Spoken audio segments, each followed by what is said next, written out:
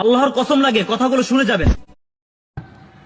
এখন আপনি ভাবুন, এখন আপনি আপনার কবরে, ফেরেশতারা এসে আপনাকে বলল আপনার 999টি ভালো আমল আছে, আর খারাপের মধ্যে আপনার 998টি খারাপ আমল আছে। আপনি একটা আমল বেশি হওয়ার কারণে আপনি জান্নাতে প্রবেশ করেন। তখন মানুষটি জান্নাতের দিকে যেতে লাগলো। ফেরেশতারা পিছন দেখে ডেকে বলল, আপনার পাপের সংখ্যা 1000 হয়ে গেল, আপনি জাহান্নামে যান।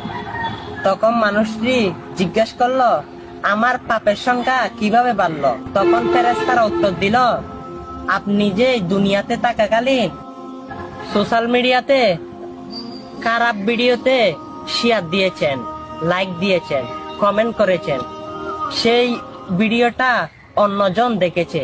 আপনার ভিডিওটা দেখে সে মানুষটিও পাপ করেছে, আর আপনার আমল নামেও পাপের সংখ্যা বেড়ে গেছে। তাই ভাবুন তো, দুনিয়াতে ইসলামিক ভিডিওতে আপনারা লাইক কমেন্ট না করে